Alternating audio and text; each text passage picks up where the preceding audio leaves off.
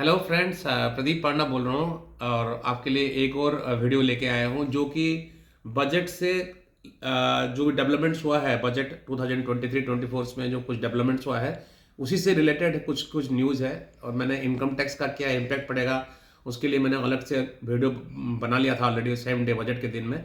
आपने देखा होगा उसको, नहीं देखा है तो प्लीज़ जाके उसको देखिए, जो कि आपका टैक्स पॉइंट ऑफ व्यू वो वीडियो आपके लिए मोस्ट रिलेवेंट है। अभी हम कोई दो तीन टॉपिक के बारे में और बात करेंगे, अलग अलग वीडियोस बनाऊंगा। तो अभी जो मैंने वीडियो बनाया हूँ ये एमएसएमई सेक्टर्स के लिए है। तो एमएसएमई जैसे इसका फुल फॉर्म मैं आपको बताता हूँ, micro small and medium enterprises करके है। और गवर्नमेंट ऑफ इंडिया का इसके इन लोगों के ये जो बिजनेस सेगमेंट जो है एमएसएमई सेगमेंट जो बोलते हैं, मैं आपको ब्रॉडली बताता हूँ। जो 250 करोड़ टर्नओवर से जिसका कम टर्नओवर है, तो ये एक मोटा मोटा एमएसएमई सेगमेंट्स में आ जाते हैं। अलग अलग क्राइटेरिया है, माइक्रो के लिए अलग है, स्मॉल के लिए अलग है, मीडियम के लिए अलग है।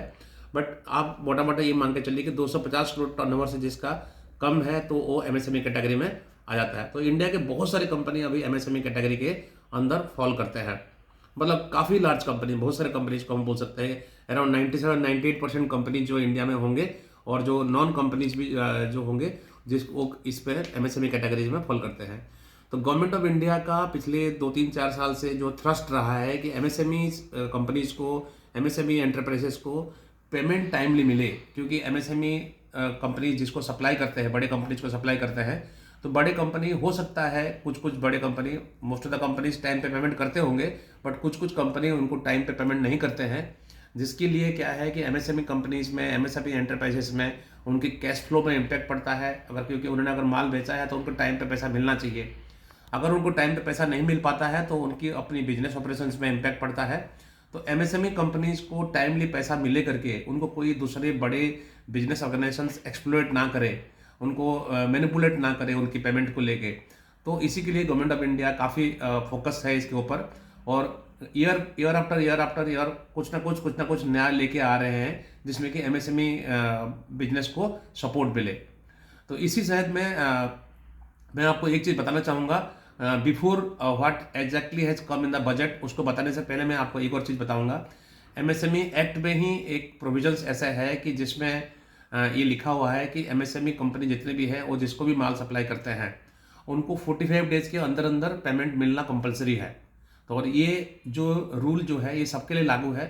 तो अगर कोई भी कंपनी अगर किसी एमएसएमई कंपनी से कोई परचेज करता है, एमएसएमई सेगमेंट की कोई कंपनी से परचेज करता है, तो उनको वो 45 डेज के अंदर अंदर ही पे करना ही पड़ेगा। मतलब इसमें ये नहीं बोल सकते हैं कि हमारी पेमेंट टर्म जो है 60 डेज है, 90 डेज है, तो हम अपने ड्यू डेट में पेमेंट करेंगे, वो भी अलाउड नहीं है। एमएसएमई कंपनी से अगर आप परचेज कर रहे हो तो आपका एग्रीमेंट भी अलाइन होना पड़ेगा कि 45 डेज के अंदर ही आपको पेमेंट सारे करना पड़ेगा। सबसे पहला रूल है, ये रूल ऑलरेडी है एमएसएमई एक्ट में, तो इसमें कोई नया चेंजेस नहीं है। तो अभी सारे कंपनीज 45 डेज के अंदर पे करते होंगे, और नहीं पे करेंगे तो उसमें इंटरेस्ट की लायबिलिटी भी आ सकती है। मतलब आप जितना डिले करोगे आप पेमेंट एमएसएमई कंपनीज को, तो आपको इंटरेस्ट भी देना पड़ सकता है। तो दिस इज ऑलरेडी, ये प्रोविजन ऑलरेडी था। बजट 2023-24 में एमएसएमई सेगमेंट को पेमेंट रिलेटेड क्या एक नया किया है, उसने एक नई रेस्ट्रिक्शन, नई एक स्टिपुलेशन दे दिया है गवर्नमेंट ने कि जो जो कंपनी एमएसएमई कंपनी से माल परचेज करते हैं वो अगर 45 डेज के अंदर अगर पेमेंट नहीं किए, उनको टाइम पे पेमेंट नहीं करेंगे, तो उनका जो वो एक्सपेंडिचर जो है, मतलब परचेज कर रहे हैं वो एक एक्सपेंडिचर है जो कि प्रॉफिट एंड लॉस अकाउंट्स में आप डेबिट साइड में चार्ज करते हो, तो वो आपका एक खर्चा होता है। तो उस खर्चे को शो करके आप अपना प्रॉफिट को कम कराते हो। मतलब जितना ज़्यादा जो भी आप परचेज करते हो एमएसएमई कंपनी से, दिस इज ए एक्सपेंसेस, और आपका प्रॉफिट ऑटोमेटिकली कम होता है उस केस में, और आपको इनकम टैक्स भी कम देना पड़ता है। बट अगर आप पेमेंट नहीं करोगे किसी एमएसएमई कंपनीज को, तो आपने जो परचेज किया है एमएसएमई कंपनी से, that purchase will not be allowed as a permissible deduction. तो क्या इम्प्लीकेशन उसका आएगा कि अगर आप किसी एमएसएमई कंपनीज को पेमेंट नहीं करते हो, डिफॉल्ट करते हो, तो वो खर्चा अगर आपकी इनकम टैक्स कंपटीशन के टाइम में अगर उसको परमिजेबल डिडक्शन से हटा दिया जाएगा, then your profit will increase.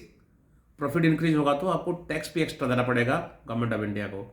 तो ये एक बहुत बड़ा चेंज है एमएसएमई कंपनीज की पेमेंट को प्रोटेक्शन करने के लिए, और आने वाले दिन में इसमें एक बहुत बड़ा बदलाव आएगा।